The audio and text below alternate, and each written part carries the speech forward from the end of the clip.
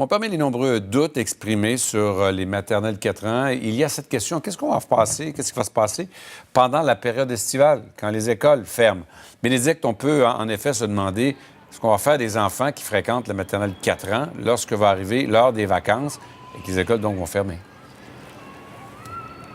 Oui, il y a plusieurs questions qui se posent, Michel, et il y a les municipalités qui sont inquiètes parce qu'il faut le dire, quand les jeunes vont être inscrits aux maternelles 4 ans, bien, l'été, n'auront plus de service de garde parce qu'ils n'iront plus dans les CPE. Pas évident de trouver une garderie, une gardienne pour 2 mois, donc plusieurs vont se tourner vers les camps de jour, vers les camps d'été, mais les municipalités, la question qu'ils posent, est-ce qu'on est prêt à accueillir tous ces jeunes-là? Parce que déjà, de notre côté, les camps de jour, ça déborde. D'ailleurs, ce qu'il faut dire, c'est qu'il y a l'Union des municipalités du Québec qui a demandé de faire une étude pour analyser les impacts que ça allait avoir, tant les impacts financiers qu'organisationnels, parce que oui, il faut restructurer différentes choses, Michel? On ne gère pas des enfants de 4 ans de la même façon que des enfants de 8-9 ans. Est-ce que c'est le même ratio? Est-ce que les camps de jour, d'abord, ce n'est pas tous les camps de jour qui acceptent les enfants de 4 ans, et ceux qui le font, est-ce qu'ils devront changer des choses? On a parlé également avec la mairesse de Brossard qui disait, bien, c'est certain qu'il va y avoir des adaptations, il va nous falloir plus de sous, il va falloir qu'on s'assoie avec le gouvernement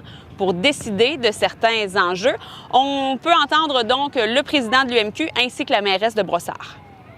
Il y a des défis importants que rencontrent les villes dans les camps de jour, et là, on vient ajouter ce défi supplémentaire. Donc, on ne s'oppose pas aux maternelles 4 ans, on ne dit pas que c'est correct, on ne dit pas que c'est pas correct, mais on dit, attention, une minute, quels sont les impacts sur les camps de jour, sur la qualité des services, sur les coûts, sur l'organisation des services? Nous, on va devoir penser aux infrastructures nécessaires, au personnel nécessaire pour accueillir ces jeunes-là, puis leurs besoins, c'est pas les mêmes que les plus grands.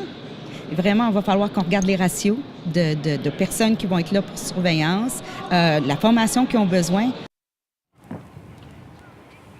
Et c'est une super belle journée à l'extérieur. Michel, on s'est promené dans un parc pour voir un peu la vie des parents là-dessus. Et c'est assez intéressant de voir qu'il y en a plusieurs qui n'avaient pas nécessairement pensé à cet enjeu-là, que c'est vrai que qu'est-ce qui arrive avec les enfants, donc après cette année de maternelle 4 ans. Est-ce qu'ils considèrent que c'est trop jeune, 4 ans, pour un camp de jour? On a posé la question, on écoute.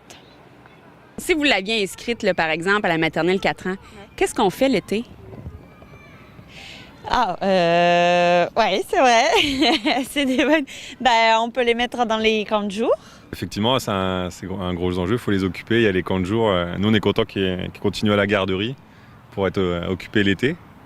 S'ils étaient allés à la maternelle, il y a quand même... Ça avance d'1 an le problème de faire garder les enfants l'été, ouais. À 4 ans, est-ce que vous trouvez que c'est un peu jeune pour les camps de jour? Est-ce que Pour les camps de jour, peut-être, ouais, ils sont pris en charge par des jeunes et des ados, donc ouais, c'est peut-être un peu jeune, ouais. Alors, je vous rappelle qu'à partir de septembre prochain, à travers le Québec, Michel, c'est prévu qu'il y ait 644 classes de maternelle 4 ans et avec comme objectif d'arriver à 3000 un peu plus tard pour le gouvernement, donc, de la CAQ. Merci, Bénédicte.